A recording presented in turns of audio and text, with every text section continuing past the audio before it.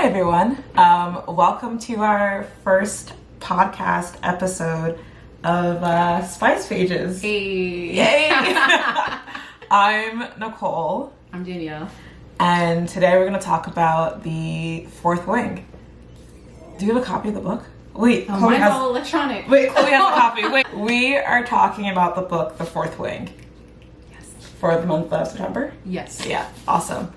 So I know that this is our first episode ever, so I figured, or we both figured, that we should do a little bit of intros as to who we are and why we're even here. So I think you should kick it off. I'll go first? Yeah. Well, I've always been a reader, not so much in the romance area, not really until I met Nicole, to be honest. But we were also roommates in grad school, different programs, but ended up living together. And I remember, we would make book recs. You would borrow books, I would borrow books. So we just connected, or one of the reasons why we connected was overreading. And now we're like, fuck our job. Yeah. Bleep that out.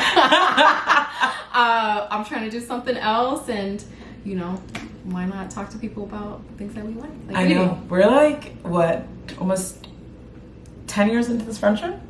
When did we go to grad school? 2015, 2016? Oh, shit. Isn't that crazy? That is crazy. Yeah. Like Danielle said, I'm a huge reader. I'm an avid reader. I've been reading since I was 2 years old. Advanced child. No, I just grew up in London. I had better education. Sorry, America. So I've been reading ever since I was a kid, and I love romance. I love fantasy. There's something so compelling about a love story. Right. I feel like it's always better in a book than it is in real life. Yeah. And I feel like romance stories really show like human emotion, interaction, and I just feel like they're just fun to read. Right. Compared to like any other book, in my opinion. Or my real life. Yeah. That's it. And then our third guest is Lady, my dog. She's behind us. Chilling. She's just sleeping. I'm trying to do we like this framing? This box right there. We're gonna glow up. We're gonna glow up and have a proper studio setting and a proper backdrop and everything. But for now, we're in my bedroom. Right. And that's fine. Get out the mud. That's fine. Okay, so where are we starting with today's book? So we're talking about Fourth Wing. Okay. It's a booktok favorite. It is. Everybody's talking about it. How many pages is this book? How many pages? I have the digital version. So Same. I don't know. We both are Kindle readers, right? You have a Kindle? No. What are you reading on? I think I got it off of Apple something. It was only because I could not find the physical copy. This is sold out everywhere. Independent bookstores, retailers. Everybody It's got it. 500. Well, no, this is something else. It's about 500. It's 500 pages. 500 pages? It's 500 pages, yeah. Wow. It's wow, yeah. It goes by quick though. It does. People who are intimidated. It does. I feel like everyone compares this to A Court of Thorns and Roses, which I know you haven't read yet. I haven't read. But I would say it's more of Hunger Games meets maybe A Court of Thorns and Roses meets, I wouldn't say Game of Thrones because now it's gory. It's Game of Thrones, but there's dragons in it, which make it different. Right. That makes it different than any other book, I feel like. Any fantasy book that's really popular right now. But do you want to go into what the book is about, or? Yeah, so we were going to break it down by themes. Okay. Which will kind of go over the timeline, start to beginning. So one of the first themes that we're introduced to as a reader is family, family dynamics, and the idea of being a black sheep. Yeah, the main character, her name is Violet, I believe. I read this maybe 2 months ago. And I've read other books since then, so my details might be a little fuzzy, but you just finished reading it. I just finished. I'm a slow reader too, so I just finished. You just finished it. But Violet is the youngest daughter, right, of a family of 3. Yeah, or 3 kids, 2 parents. 2 parents, but her dad died. Right. So it's her mom and then her siblings. And she is the loser in her family. Yeah. She's the nerdy, awkward, random child. Right. Both her older siblings are super athletic. Right. They point that out a lot. How fit they are, how she's not fit. It starts off I've been training for 6 months and I'm weak. I I want to get into that because I want to pin that point. Yeah. Because sometimes stories do this thing where like the main character does things that are like low-key impossible. Yeah. Like, you've been training for 6 months. The rest of the kids have been training for their entire lives. Right. And you're somehow as good as they are. Right. And but she's not when she first goes in. But she kind of catches up pretty quickly. Right. Right. And then she's like toe to toe. And I'm like, how did you just started training? But she's a Nepo baby. True. Her mom is a general lieutenant, some kind of high ranking standing in what's kind of their version of the military, which is people on dragons, the dragon riders, and they all go to university basically. Mm-hmm. Is it 3 years or 4 years? I can't remember. It's like a couple 3 or 4 years. Yeah. And they might die along the way, but pretty much her mom's like, you're taking your ass to dragon school. 100%. Her mom's like super strict about it. It seems like her sister doesn't want her to do it, but no one has the power to stand up against the mom and say, hey, this is kind of fucked up. She's been training to be a scribe. Yeah. And you're making her become like this, what were they called? Writer, right? Writers. Yeah. But her sister tries to say, Mom, come on, be real. Yeah. We know she sucks. What's crazy is that her mom was okay with her daughter dying versus her just being a writer. Right. Like a writer, not a writer. Like, I thought that was interesting. So one thing that we haven't talked about yet is that her older brother, he died. Yeah. Like, during one of the biggest, like, mission trips of the past, right? Yeah. And so, like, you would think that as a mom, you were like, well, I've already lost one kid. I don't want to lose another. But she seemed like she was completely fine. Right. Losing her other kid. The one kind of sympathy point the mom got from me was she said to the older sister, whose name I can't remember, starts with an M. Mm-hmm. Violet deals with more pain on a daily basis than you do, or most people do, so she'll be fine. And I said, yes, there's also this point about Violet where her bones were just fragile. I took it, and we could bleep this out, I took it as she might have Ehlers-Danlos. What is that? What is that? It's a condition that impacts the joints. And so some people's joints just... Did you learn that in Grey's Anatomy? No, I had people I worked with had it. Oh, wow. So she has a pretty good relationship with her sister. Yeah. Even though her sister's like stronger, better in every other way, they seem like they're really close, which I really liked. Right. And they also seem like they were close to their brother as well. Right. So it's sad that he's dead, obviously. Yeah. Her dad is also dead. Right? They don't say how.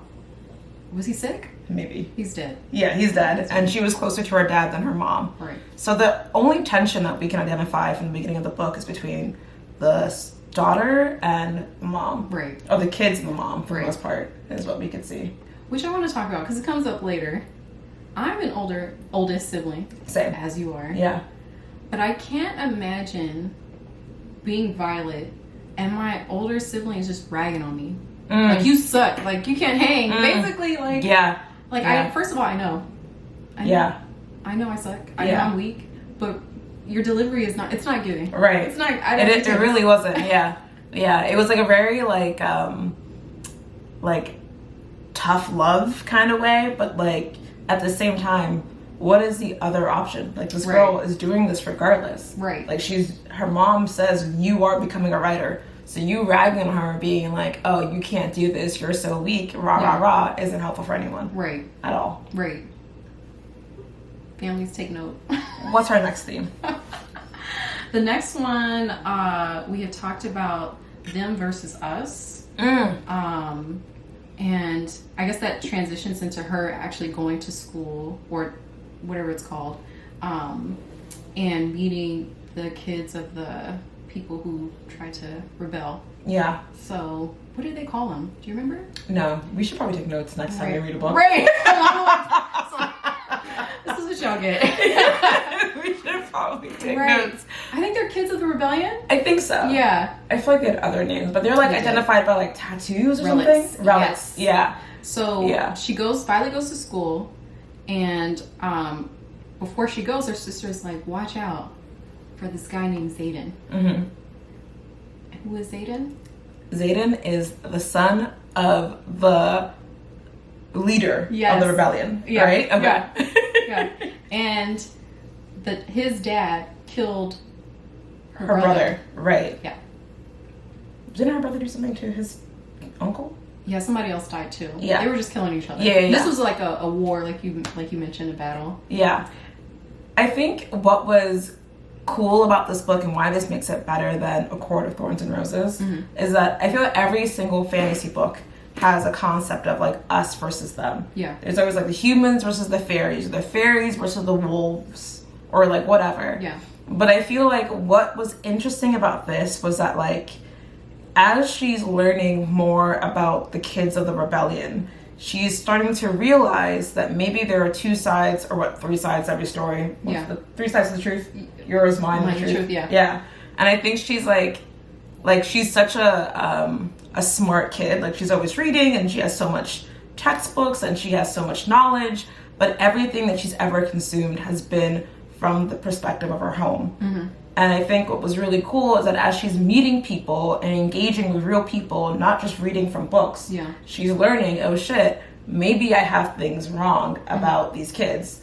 And I feel like she doesn't really ever switch sides. She's very loyal to her home. Yeah. But she starts to realize maybe these aren't the most evil people on the planet. Right. Maybe their punishment was a little too harsh. Right. And I thought that was like really well written. Right. It was a very like gradual thing where I feel like other fantasy books don't really do that really well. Right. But even there's a bit of them versus us among the cadets or whatever the fuck they're called. Yeah. Where you have the kids of the rebellion who are forced into trying to integrate and assimilate and be riders to save their lives, but they don't really get accepted. Yeah. Like that really, I was like, well, that sucks. Yeah. There is that. And then there's also like us versus the dragons. Yeah. Because the dragons really, like, the whole point of this school is to like get chosen to be a rider. You get picked by a dragon. Yeah. You're not picked by any other human. And then like, but the dragons have a reason why they need the humans, and the humans have a reason why they need the dragons, and it's all to fight like the ghouls on the outside or whatever people were.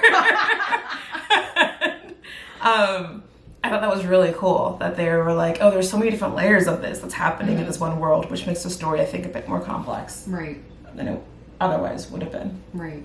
And that also ties into kind of like a sub-theme about people thinking that Violet's weak, right? Like she has to go out of her way to hold her own and pass all these tests. For the people who don't know, apparently in this school, like your first year, people from other, what do you call them? Classes can kill you. Oh yeah. I guess. So that's why your sister said, watch out for Zayden. Yeah. Because he might try to take you out. And that's, I guess, permitted in the rules. Yeah. But this whole time she's trying to prove herself, saying, you know, I'm putting my body to the test. I'm doing all of these things to try to say I'm one of you guys. I'm a writer. And it's like, okay, I mean, wouldn't be me. Right. So the thing that made me a little confused about all of this was like, what was her motivation for even seeing this through? Right. Like there were moments where, so we'll talk about this a little later, but she has like a childhood like best friend. Boo. Boo. In it, and he's like trying to be like, yo, you trained your entire life to be a scribe. I can get you into that program. Right. I feel like I would have been like, great. Yeah. Put me in the program, coach. Like, I don't want to do this shit. Right. But she was like, her mom might pull her back into being a writer. Right. But like, could she do that? I'm sure. I mean, her mom seemed pretty high up. Wow. I just didn't know why she would try. But we're saying that from our perspective as yeah. It's like, if I don't want to do it, right, I'm not doing it. Right. You know, it's that simple. But she was so committed to this process from jump, and I thought it was so random. Right. Couldn't be me. No, it couldn't. I would have gave up. But I guess that's a good segue to talking about Dain. Oh my God. So, Dain. So she has a childhood friend, and her sister's like, as soon as you make it basically to campus, find Dain. And like you mentioned, as soon as she meets up with him, it's like, oh, I'm so happy to see you. Let me take your ass over and we'll sneak you into the scribe. Right. We should mention that Dain he's doing really well in the program. So the first year that you're in you're in school, you're not allowed to write letters back home. Yeah. So Dain's a year older than her. So she hasn't seen or heard from her best friend in about a year. Yeah. But like during that time, he's like elevated himself as like captain of like the platoon or Right, something. whatever it is. Yeah. Or whatever they're called. So he's like captain of this like platoon, and his whole notion is like he is such like a yes man. He's such a teacher's pet. He like really believes in the system. He really believes that the rebels are the worst. He just really like he's drinking the Kool-Aid. Yeah. And so like he's like a little puppet of like the leaders of this like institution. And so he recognizes that she's weak. Yeah. That's his girl. Yeah. You can tell that he likes her immediately. Right. And he's like, I want to keep you safe. Let's get you out of here. Right. And she's adamant on staying, which I thought was surprising. Yeah. Because again, I'm gone. Yeah. Like, easy way out. Easy. I'm Sign done. me up. I'm done. Yeah. And there are moments, like tons of moments throughout the entire story where Dain is like kind of like belittling her a little bit after she's proven herself. Whole book. Yeah. Whole book. There wasn't a moment in the story where Dain ever stops doing that. Right. Which I thought was interesting. There was no character growth for Dain. Yeah. I thought that was weird. He was infantilizing her so much. Yeah. It was giving patriarchy. It was. Like It was. essential. Like, I know what's best for you. Yeah. Come on. Yeah. I don't know. I thought that was interesting. He just never was like, oh. Also, so we should talk about like superpowers, right? Or whatever they're called. Before we get there, I want to ask you. Okay. Did you think, upon first read, that Dain and Violet would get together? Yes. Same. Yeah. Same. I thought that. Yeah, I like the mysterious, dark, broody character who is Zayden, and we'll talk about him a bit later. But I really thought that they would both grow together. Yeah. Like I thought that was the purpose of him being in the story. Right. So I was surprised that A, he was a pretty flat character. Yeah. And then B, he never ever had any character growth, especially as the love of his life is growing so much. Right. It never really shook anything up in him. And then also his superpower I thought was so interesting. Like if you're able to read minds, you think you'd be a bit more woke. Like I just feel like if you're able to read the minds of people, wouldn't you be more like, oh shit, people would be lying? Yeah. Right? But he has to touch them, so maybe he's like not touching people often. Maybe. Maybe. You want to talk about the superpowers? Yeah, so and you gotta remind me, like, keep me honest. They get matched with their dragon at a certain point in their program. Okay. And then somehow the dragon channels through them a superpower that I guess illuminates, is somehow related to who they are deep down inside. I see. Yeah. Okay. So he's an op. Okay. Basically, he's a narc. Okay. Yeah. Which is relevant later. Okay. So that part I thought was a little loosey-goosey. But I think power systems are always really hard to explain. Yeah. And so I think sometimes we just nod our head and we're like, sure, this makes sense. Because again, like, Dain's he has the ability upon touch to read minds. But for someone who's so close-minded, you would think that wouldn't be his power. You know, Zayden can operate in the shadows. Yeah. Which, sure, he's a dark kid. Yeah. Maybe. Yeah. And then Violet gets the power where she's able to like control lightning. Yeah. What's her sister's power? Do you know? Oh, it comes up, I feel like, but I don't remember. Okay. It was kind of in passing. It was Brandon's. Do we know? Her brother? No, I don't remember. I don't know if his was ever... No, I remember the friends. Yeah. Because he had a friend who tried to heal him. Mm-hmm, I remember that part. That was it. But anyway, every single person gets a unique power based on their bond with their dragon, and then also who they are at their core. Right. But again, Dain's didn't make any sense to me because you're so close-minded. Yeah. But you can read minds. Right. Sure. Yeah. If you don't, isn't there like a possibility you can die if you like don't manifest your powers? Is it that you die? Remember everyone was like tweaking because like people can like explode because there's so much power in them and they end up dying. Did I just make that up? No, that did happen, but it's because they couldn't control their superpower. One Right. person, like you said, himself on fire. Right. Okay, that's what it was. And then But something does happen if they don't like let it out. Yeah, I don't remember what. I think they die. Okay, I believe you. Also, there are certain powers that people aren't allowed to have. Yeah. Remember that one guy who could just like read minds without touching them? Yeah. And he was reading everyone's mind at once and they just killed him? Yeah. So there was On that site. that's really interesting. Yeah. That like, if these powers were channeled between like you and your like godly dragon, then how can the government determine whose power is like natural? Right. So that was really weird to me. Right. And everyone was just like, yeah, makes sense. yeah, you Security can't, risk. you know? And I think maybe that's why Dain is so like to the book, because he does have a really powerful power. Yeah. And maybe he's afraid of like stepping out of line or being too much of a risk and they kill him. But also, he too is a Nepo baby. Right, his dad. His dad and Violet's mom are basically co-workers. Oh my god, yeah. He's like chief of staff. Yeah. Or some shit. Yeah. Yeah. Oh wow. You're right. Also, like, if you die, your dragon dies too, right? And vice versa. I think your dragon gets sad and can die. But what happened with Liam? Who's Liam?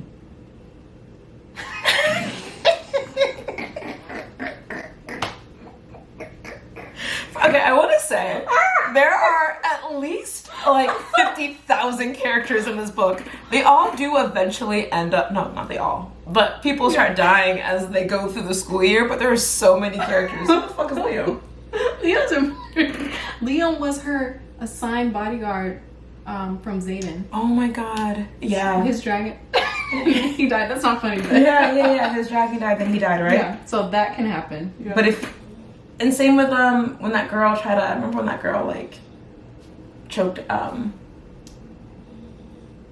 that girl set her up? That girl, Amber, maybe, set up Violet. Oh yeah. And they fucking killed her. Yeah. Because she broke the rules. Yeah. And then her dragon, like, I think, flew off to go die. Oh, I missed that part. Yeah. Yeah. So let's get into like why we read this book. At what point were you into Zayden? Do you remember if there was a point where you're like, okay, I'm kind of digging this character? Digging? Yeah. I'm not gonna lie. Them falling for each other, I knew it was gonna happen. The buildup is obviously there, but it's just like, okay, I'm trying to kill you, Violet, who he calls Violence. She is such a nosy Nelly. She finds out that he is meeting with other kids of the rebellion, and they're not supposed to gather more than groups of 4, right, or whatever, right? Because otherwise you can't track them. I don't. They might start. No, there's a rule. It was like if they're more than 3 or 4, they're invisible. They're invisible. I missed that. There's a reason why they can't. Like it's like. Yeah, I think they like fall off the radar. Like they're all tracked. They're all being tracked or something. And so if they're the guy who can see the future, if more than 3 or 4 of them are gathered together, he can't see what they're doing. Oh, missed that one. In the comments, let me know if that's true, but I'm pretty sure that's true. I believe you. And so just kind of randomly, Violet gets closer to him. She finds out different things about him, like how he's helping other kids of the rebellion, and he basically calls out Dain for babysitting her and saying, you need to actually push her and stop trying to save her, like treat her and train her like a rider. And then their dragons get matched, and it's a setup to where the dragons were already soulmates. They were already soulmates. Yeah, that was kind of a cute. Oh, that was cute. That was cute. Yeah. And so in dragon selection process, Violet gets, I guess, one of the strongest, oldest dragons. Yeah, he's like never matched since it's been like 1,000 years since he's matched with a human. Right. Yeah. And he was like, I like you. Yeah, because there was like a baby dragon. Yes. There was like a baby orphan dragon in this world, like in this arena. I don't know why it was there. Right. And everyone wanted to kill it because they didn't want to get matched with it. So they're like, if you kill this dragon, no one gets matched with the weakest dragon because you're only as strong as your dragon. Yeah. So these dickheads were going to kill the dragon. Right. And she stood up for the dragon. And Zayden was watching with his dragon. Yes. Yeah. But they couldn't intervene. Right, but he was going to. Right. Because it was like 4-on-1. Right. And she was about to fucking die. And so he was going to intervene. That's when I actually liked him. At that point? Yeah, when he was going to intervene on her behalf. And then this massive, like, I don't know what color it was, but in my mind it's like a giant black dragon. Right. Yeah. This massive, like, black dragon shows up and everyone knows that it's like the strongest dragon of all the dragons, and it like annihilates the kids, right? I don't know. All except one or something. Yeah, something happens. Who knows? Yeah. But at that moment, she ends up matching with like this massive fucking dragon, right, who happens to be the soulmate or the mate of Xaden's dragon. Yes. And now they're linked because they can be mentioned. If the dragon dies, the human dies, right, and if the human dies, the dragon dies. And so like but same with the soulmates. Yeah. So the soulmate dragon dies and the human dies. So he's like, fuck. Yeah. Now we're all weirdly linked into this like weird quad. Right. Because the dragons also can't spend too much time right, apart. Right. Or they die. Yeah. I guess. Which is like such a romantic story. I love it. It's so romantic. I love that. Right. It's so dramatic. So yeah, from that moment where Xaden like, because like we mentioned, like Dain was never willing to break the rules for her. Mm-hmm. He's such a rule follower, but Xaden was willing to like break the fucking rules and put his life at the risk to save this girl. Right. Because he thought that she was like brave and impressive, and I really like that. I like that too because, I mean, if you don't read into that part, you think, you know, later on, he's just trying to keep her alive for self-preservation so he doesn't die. Yeah. But you actually realize, wait, there was a point before he had to keep her alive where he was like, I'm going to save you. Yeah. And I thought that was touching. It's kind of cute. Yeah, I liked it. I like the tension between Dain and Xaden. Mm-hmm. I think it could have been more interesting if Dain was more likable. Like at a certain point, he became unlikable. Yeah. And that was like, well, now we know who it's going to be. Right.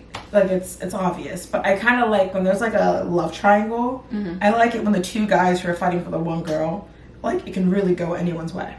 Ooh. I love that. Like it's giving Twilight. When it was Jacob versus Edward, it's like, yo, there are pros and cons to both. I'm like, who will it be? But for the Dain versus Xaden thing, I'm like, what is the pro of going with Dain? Yeah. In terms of like the romance in this book, on a scale from like 1 to 10, where would you put it? See, that's kind of hard to say, at least for me, because it took a while to get to the good stuff, to get to the spice, to get to the smut. But once it happened, I was like, wow, Xaden's a simp. Like, oh my God. Yeah. He was really liking her. Yeah. Okay, so I didn't like that part. I feel like there should have been a bit more tension between the two of them for a little bit longer. Honestly, it could have lasted about this entire book. Right. And I think that would have been really good writing. Okay, we're good. Where did we get cut off? So there's one scene where they basically, when the dragons are doing their alone spicy time together, so Xaden's dragon and Violet's dragon, they themselves start to feel a little spicy. Yeah. And, you know, she goes looking for Xaden, and he's like, I'm self-imposed. I've got discipline. Yeah. I don't have this problem. Yeah. And then out of nowhere, he's like tonguing her down. Right. I'm like, what happened? What happened to like, I got this on lock. Yeah. This is how you practice this. So you also don't feel these emotions when they're fighting. Yeah. Like, I just felt like there were moments where Xaden was just out of character. Yeah. Like, and I get that when you're, like, so smitten and in love, like, you're super, like, goo-goo gaga. Yeah. Like, over the girl that you're with or the person that you're with. And I get that. But even in those moments, I thought he was out of character. Yeah. Maybe it's because it happened so quickly. Right. That I felt like it was, like, this is kind of random. Yeah. But yeah, I wasn't a huge fan of that. And then from the kiss to when they actually do the deed, it was this awkward. You know. Yeah. It wasn't enough of a build-up, I guess. Yeah. Even though it didn't feel well earned. Yeah. Yeah. I didn't feel like I didn't feel, as a reader, I didn't feel like I earned it. Right. Because it really went from we hate you, kiss, still not liking you, sex. Yeah. And it's like, I need a little something in between. I feel like a lot of that part might have got like edited out. Oh, like, you know, the build up of, like, you know, the lovey-dovey. Yeah. I also agree with you, and I feel like most people but you have read A Court of Thorns and Roses, honestly. So I want to speak to those who've seen it or read it, and I will say that book, that series, does the build up so well. And I feel like for me, although A Court of Thorns and Roses, the writing is like whatever. Yeah. It gets better as the writer gets older. I think she's like really young when she writes the first book. And so like you can see her growth as a writer as the books progress. So the writing is kind of like flat. Yeah. But I will say that she does a really good job of building up the romance and not giving us something that we haven't earned. Yeah. And so that is the main driver of that series. And I feel like they could have held off the fucking in the first book. I see that. Yeah. And if I'm being honest, I actually don't. I was going to talk about like, what's your favorite like smut scene? But I actually don't remember any of the smut scenes in this. I just remember that there was lightning, and then he had to use his superpower. Oh, the dresser? Yeah. Yeah. You know, I guess symbolism maybe, like you're so turned on you can't control yourself. Yeah, that did happen. I thought that was interesting to give a visual. Yeah. But yeah, was it my favorite? It was it also went by very quick. Yeah. Each smut scene was like, boom. Yeah. I'd give it... See, to me, because Dain was such a loser, I can't even see him in the running for a love triangle. I see. It really was, who is Violet going to end up with? Or when is she going to who? end up with Zayden? Yeah. The question is, when is Violet going to get with Zayden? Right. That was the main question. Yes. Yeah. And then you don't kind of see the build up romantically, right? You see all these events happen to where they are forced to interact with each other. Yeah.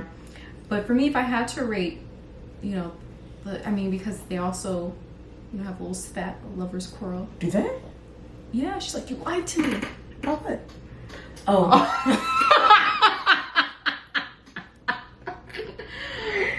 Even that, I was like, come on, girl. Yeah. Of course he lied to you. Your mom's the head cop. Your mom's like Kamala Harris. Like, what are you doing? Like, of course he fucking lied to you. Like, your mom's the head person. Like, no shit. Right. So to me, I thought that was weird to me that she got upset about that. She was like, I get it. Like, I was honest with you. But what do you have to hide? That's not the point. What do you have to hide? Not the point. Like, of course he was honest. She was honest with him. You have nothing at risk here. But he has everything at risk. So it's okay to lie if you got something to lie for. If your mom is the reason why my dad is dead, I'm alive. What was your favorite part in the book? My favorite part? I mean, the ending. I'm not gonna lie. The ending, because I was surprised. Okay, so I will say that what this writer does really well is that she is able to write a fight scene. Yeah. So that, again, of course, Thorns and Roses, which is this is compared to a lot. That writer cannot write a fight scene to save her life. The fight scene, you know that it's marching up towards a fight. Yeah. And the fight will be so lackluster, and the story will end. Right. And you'll still enjoy the series because you weren't really there for the fight. Right. But this book, she knows how to write competitions. She knows how to write battles. She can write a fight scene really well. Right. And so the end battle, the grand finale battle with like the ghouls of like the neighborhood and like all these other animal creatures that were in this fight. Right. I thought that was very well written. Yeah. Yeah. And it read very quick. At least for me. I was like, oh. Like I was like stressed. Like, holy shit, who's gonna survive? And when Homeboy died, I was like, that's fucked up. I'm not gonna lie to you. I was on the train. Wiping my fucking eyes. I said, no, because I really liked it. Yeah. So when he died, I was like, oh shit. I thought they were going to figure out a rule to like unbond the dragons and the humans. Right. Like, no, we're really killing off my dude. Yes, I was like, that's fucked up. Yeah. That was fucked up. I didn't like that. That was fucked up. That was my dude. Yeah. I thought he could have been a good love interest for her. Leo? Mm-hmm. Wasn't he liked her friend. Yeah, but she's like, can't come outside or something. She's like stuck in the library. None of these options seem good. Right. Like, also, you like can sign language? Yeah. Down there? I appreciated that. Because you have to be quiet in the library? I think she was deaf. No. It's not funny. No, I thought she was signing because like all scribes sign. All of them? Or were you saying that's what you thought? That's what I thought. I think her friend was deaf. Oh, how? Are we sure? That was my impression. And just to be clear, we're laughing because of our memory. I don't remember that. I really read that as like, oh, this is the language of the library.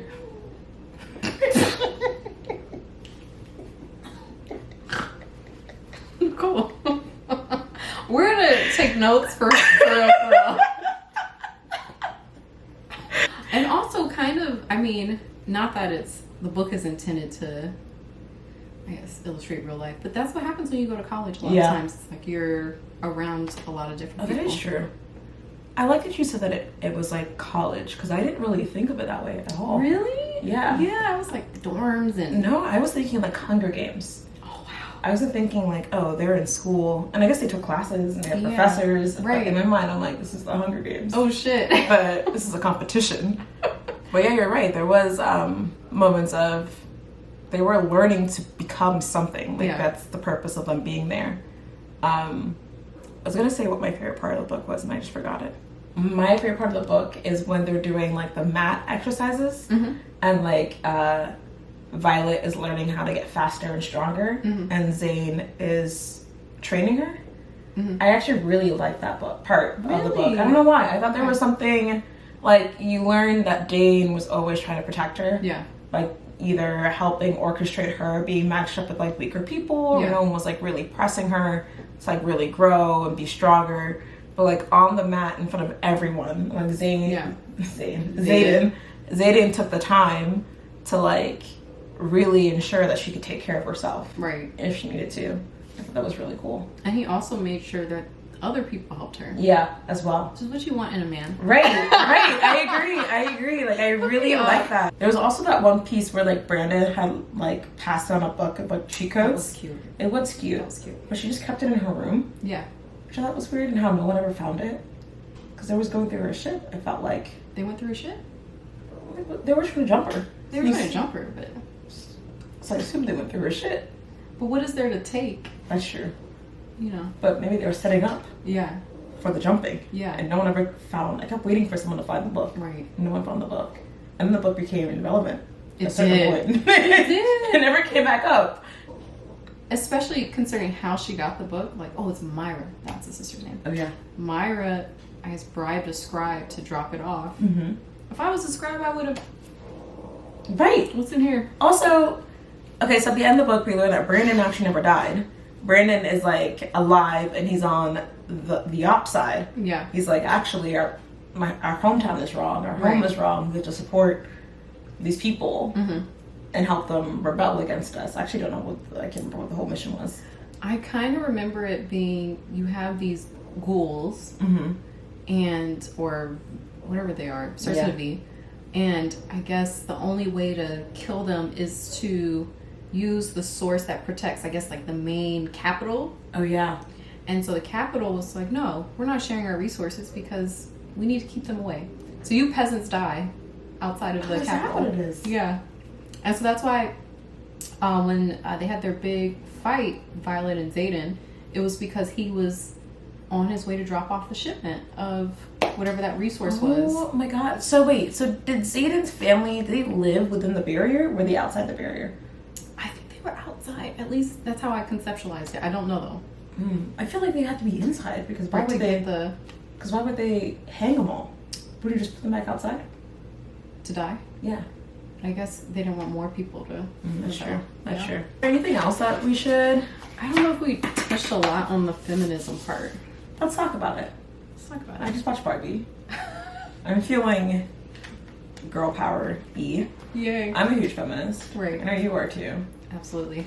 In fact, I might be a misandrist. I like this.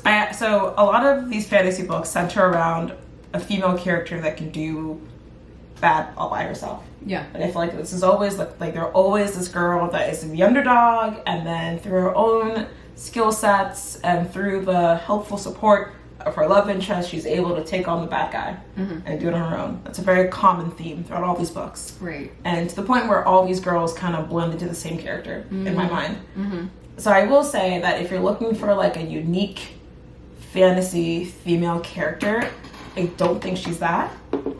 But I did like that her empathy was one of her strong points. So like she empathized so much with this dragon that she got the big dragon. She empathized so much with like, even without knowing, I think she felt very empathetic towards the rebels, because of the rebels. And then she like gained Zayden's trust and Liam's trust and all these other people. They're like, oh, we kind of fuck with this girl. Yeah. She's a narc.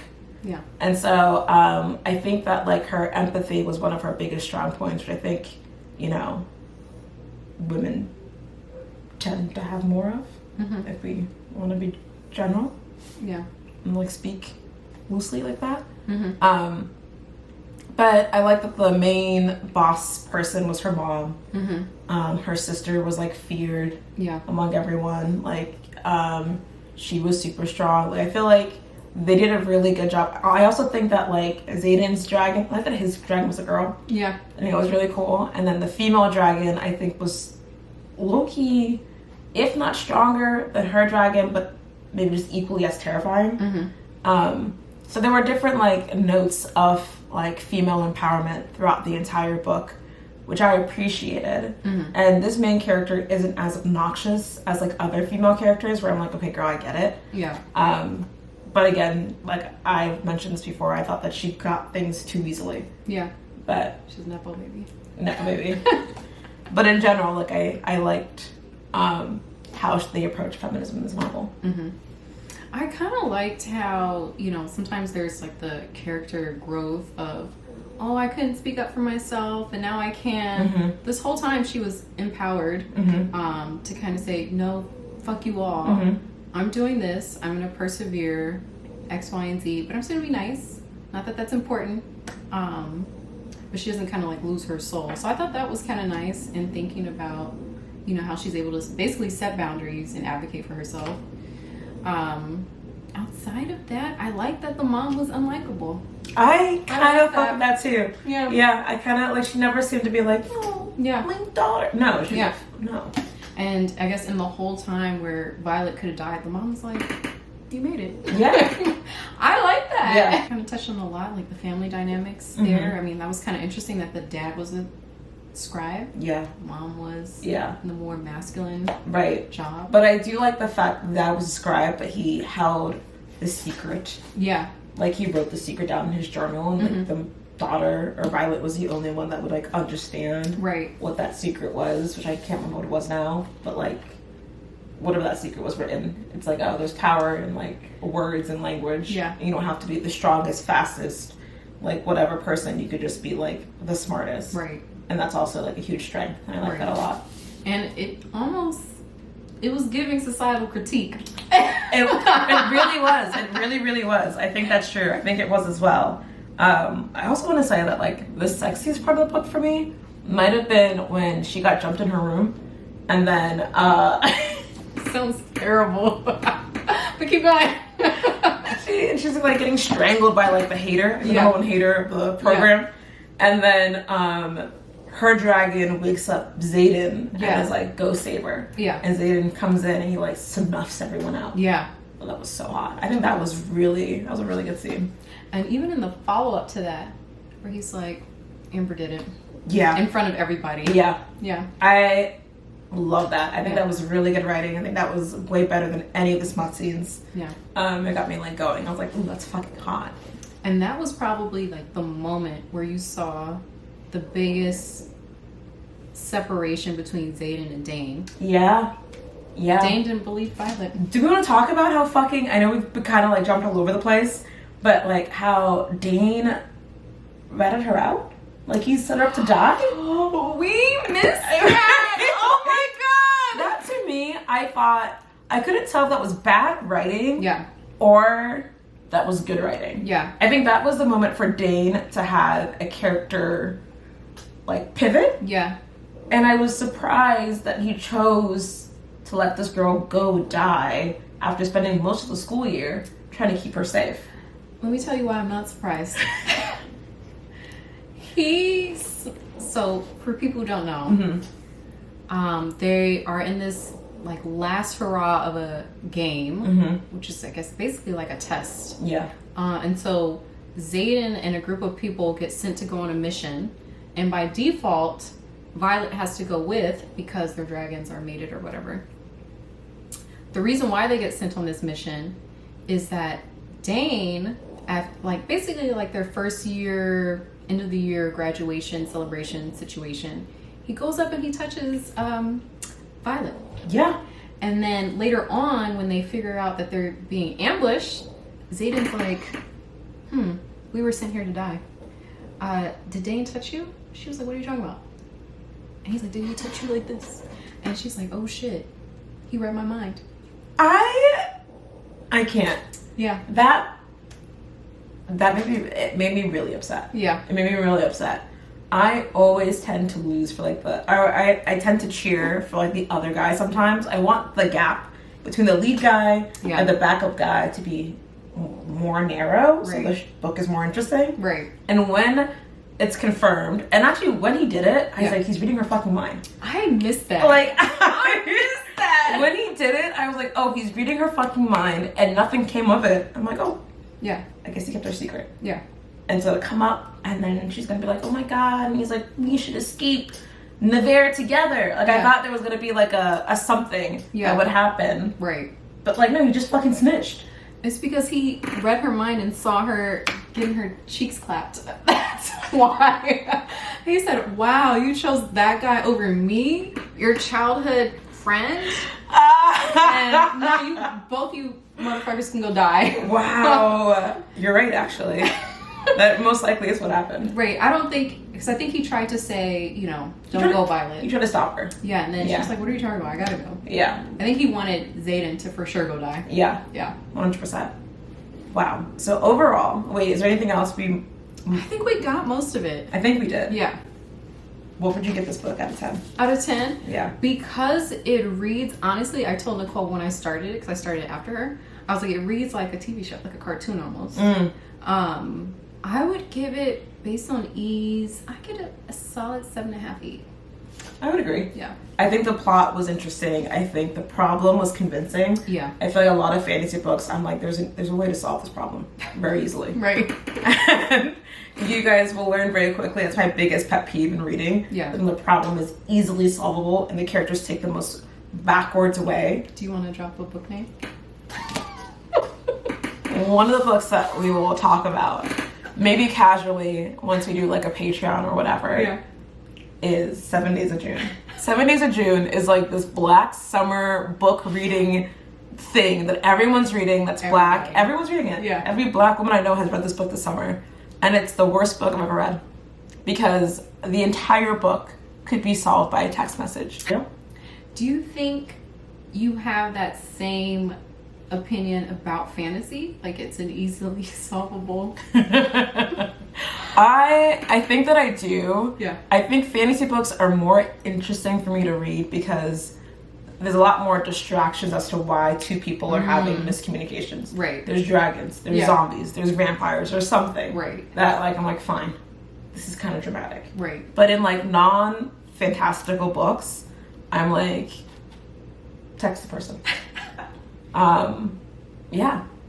I'm really into it. Yeah. Do we know what the next book is going to be about? No idea. I don't like doing that.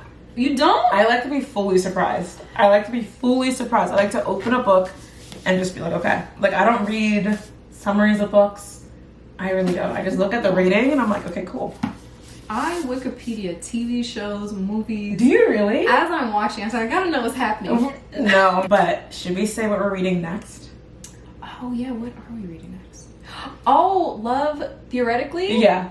Allie Hazelwood, Yeah. I think it is. Yes. Yeah. Next book. So that's for October. But if you've read Fourth Wing, please leave your rating in the comments and tell us what your favorite part of the book was and maybe what you would rate the spice level. Yes. I want to know. Yeah. And then make sure you follow us on TikTok. We have fun little videos there. We're going to expand to Instagram eventually. But for the most part, we're on TikTok and on YouTube for right now. Yeah. Subscribe to get more opinions on all our books. Listen, we have no boundaries. We will read any book. Yeah. If it's love or relationship related, we will read it. Like Colleen Hoover, we're coming for you. because I have some serious thoughts. You haven't read a book by her yet. I haven't, but I've heard terrible things. Okay. Also in the comments, leave below what Danielle should read. Which Colleen Hoover book should she read? Let me know. I've read Verity, It Ends With Us, and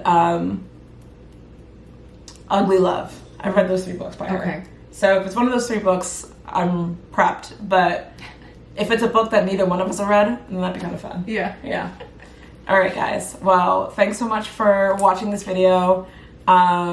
We appreciate you. But yeah, we'll see us again next one. Bye, everyone. Oh, muy bien. We did it. I wonder if a lady's snoring.